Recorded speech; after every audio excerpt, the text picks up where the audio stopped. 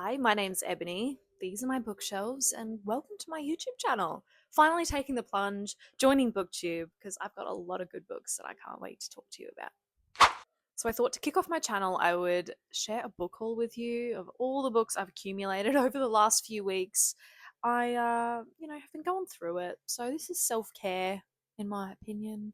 I am not someone who splurges very often on books, so I felt a bit guilty spending as much as I did. Sometimes you just got to do it, and there's some here that I have been looking for forever, some new ones, some that I just don't know at all, and I went off the cover. So I'm really excited to talk to you about them today. The mower decided to come as soon as I pressed record, so I apologize if you can hear that. Anyway, first one staring at me here is The Graveyard of Lost Children by Katrina Monroe. I haven't heard much about this one. I just stumbled on it and liked the sound of it off the blurb on the back. It sounds like a lot of like generational haunting trauma. Basically, our main character, she was almost drowned and murdered by her mother when she was only 4 months old because her mum was convinced she was a changeling, and the only way to get a real baby was to get rid of Olivia. And now Olivia is grown up and she's pregnant and she's filled with dread because she has started hearing the woman whispering. She has thoughts of this black-haired woman. It sounds so spooky, sounds really fun, but it sounds really like it could be really sad too, so I might have to be in the right mood for this one, but I'm really excited to read it. Next here, one that I'll probably save for October and spooky season is All Hallows by Christopher Golden. It's set on Halloween night, so I mean, come on, I've got to save it, but also look at this cover. I think that's also what sold it for me. I absolutely love horror books with great covers. Yeah, I'm obsessed. All I know is that like there's different groups, different families all going through some stuff on this one Halloween night. There's also a group of kids that are wandering the streets, knocking on doors, saying some creepy stuff. That's about it. I'm excited, but yeah, I'll probably say this for October. Next one, a lot of people have talked about before. I'm pretty late to the party, and that is Confessions. I don't really think I need to tell you much about this. If you read horror and thrillers, you've probably read it or you've heard about it.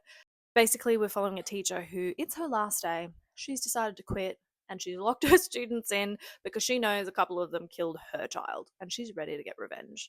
It's really short. I'm sure it packs a punch and sounds like my kind of book, to be honest. So I'm excited. Her pupils murdered her daughter. She will have her revenge. What more could you want? Just getting some of the more popular books out of the way before I talk about some lesser known ones. So the next one is Bat Eater. I really loved this cover. Initially, when I bought this, I hadn't seen any reviews. And so I was like, yeah, this sounds really cool. And now I'm seeing very mixed reviews. But Bat Eater is following Cora, who is a crime scene cleaner. She isn't bothered by all the bloody messes that she cleans and sees on a daily basis because to her, she's already seen and witnessed the most horrific thing, her sister being pushed in front of a train. This also sounds like there's a bit of murder mystery stuff going on, like there's women being murdered around town and she's not really putting the pieces together, and I don't know. I really don't know much about it, but I really liked this cover and it sounds really interesting. It also sounds like it might be set during COVID times, so again, might need to be in a particular mood to pick this one up. An author that I haven't actually read yet that I probably should have is Lisa Jules. So I picked up The Night She Disappeared.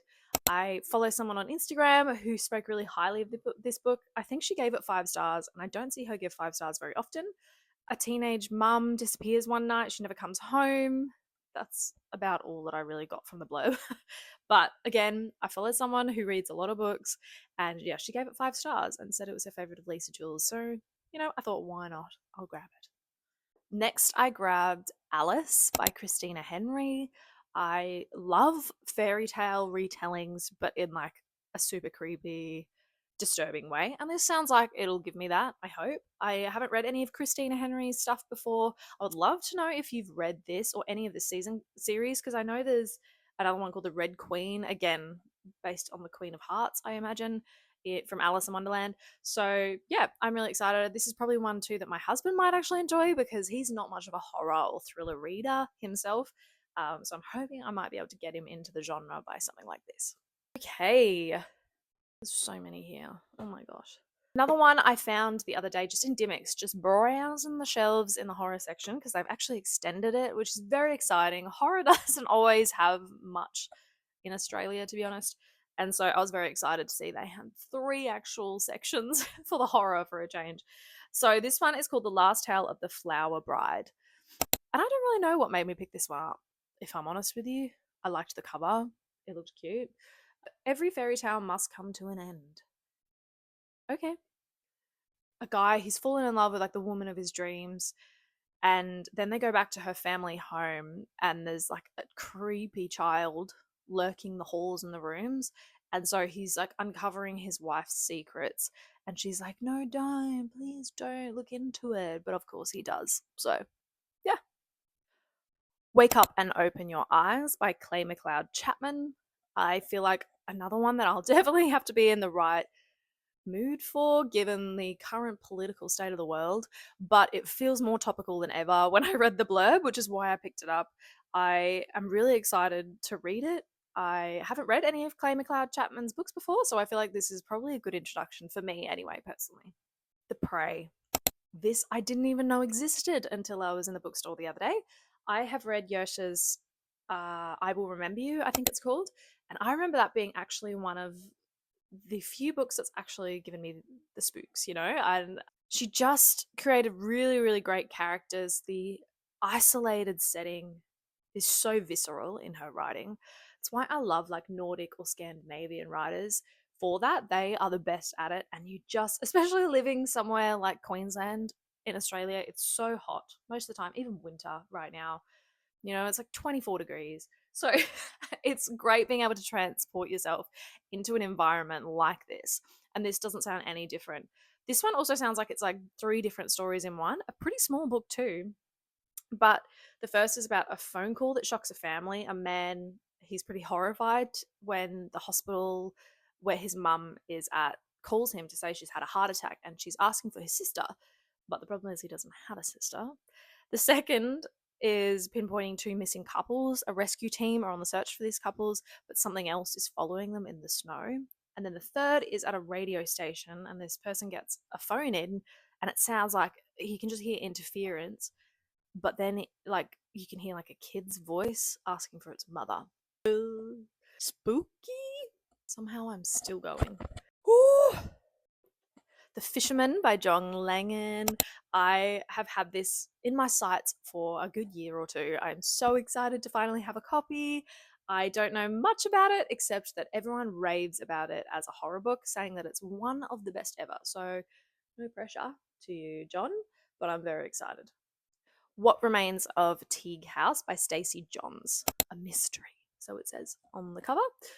This one, all I needed to know was this. All families are complicated, but not all families have multiple bodies buried in their backyard. One put there just this week. It sounds really good. A bit of a mystery, whodunit. And also like that typical thing of like the matriarch of the family has passed away. And so the kids and the family are coming back to the house. And they're discovering secrets and literal secrets, like bodies buried in the backyard. And yet a very fresh one as well. Next in the pile is Before You Knew My Name by Jacqueline Bublitz, another stunning cover. I only know about this book because I went away with some friends for a little bookish weekend, and one of them mentioned this as a really great one. And something different too, because it doesn't sound like it's a whodunit, it's more of like a who was she. So it's following like a Jane Doe. So I feel like that's a very unique point of view, and yeah, it sounds really up my alley. So I added it to my list. The Staircase in the Woods by Chuck Wendig. I have been looking for this book for so long. And to be honest, I was looking for it for so long that I forgot that it was even on my wish list and TBR. I haven't read any of Chuck's work before, so this one sounds like a great one for me to start with. It just says a group of friends investigates the mystery of a strange staircase in the woods in this mesmerizing horror novel. So basically, a group of friends, when they're younger, they go on a camping trip in the woods and they discover this staircase. And then one of the friends goes up that never comes back down and the staircase disappears. And then we fast forward about 20 years and they've returned to find the lost boy, their lost friend, and just, figure out the mystery of this staircase. Sounds fun. The Other People by C.B. Everett. This one, just a nice short thriller crime mystery. I loved the back, like 10 strangers, an old dark house, a killer picking them off one by one, and a missing girl who's running out of time. So these strangers wake up locked in this house and they have to unravel the mystery of this girl who's running out of time, but they're also being like murdered one by one. So, and this is what solidified my purchase of this is forget what you think you know, because while you can trust yourself, can you really trust the other people? So good. Only a few left to talk about. A bit of an Aussie one here is called The Empress Murders. This was another one I just found on the shelves in the bookstore. I loved the cover, and I do love picking up some Australian thriller and crime books every now and then as well. I've got quite a few on my bookshelf already, but I thought this one was a good addition. Everyone is in peril, everyone is a suspect. It's 1925 and the Empress of Australia is making her regular Atlantic crossing, New York bound, with a full manifest of passengers. I think this is another one, you're locked in on board and people are being picked off one by one. Amongst all the darkness and depravity, I did need a couple of more cozy mysteries. So I have picked up the first book in the Molly the Maid series by Nita Prose. I don't know much about this. I've just heard she's a really great character. A little bit, obviously, another whodunit. She is the maid of this hotel. She discovers an infamous guest dead in his suite, and it goes from there. Obviously, even here it says, if anyone can uncover the secrets beneath the surface, the fingerprints amongst the filth, it's the maid. Sounds fun. Look at this. Look at it. This is Murder in the Dressing Room by Holly Stars, a drag queen murder mystery. I was sold. That's all I needed. That's it. That's all I'm going to tell you. Final book in this book haul is a classic. And I'm a bit ashamed to say I haven't read this as a horror lover, but Rebecca by Daphne du Maurier. I love this cover. I think it's beautiful. All the covers, it was so hard to pick which one to go for, but I went with this one because I love a paperback. I can't wait to tick this one off my list and say that I've read it, because by all accounts, this is a phenomenal book and one of the most unsettling and disturbing, and I've just heard a bit of everything about it. I absolutely can't wait to delve into this. I'm already obsessed. So yeah, that's my final book in this book haul. Thank you so much for being here and tuning into my channel for my first video. I hope you liked this little collection of books that I have hauled over the last few weeks. If there's any here you've read, I would love to know your thoughts below. And if there's any suggestions you have for my next one, then please leave a comment for me, because I'm always looking for recommendations for horror and thriller books. And if you want to hear more, because I've got lots to talk about with what's behind me and more to come, then please hit subscribe and like, and I will see you in the next video. Bye!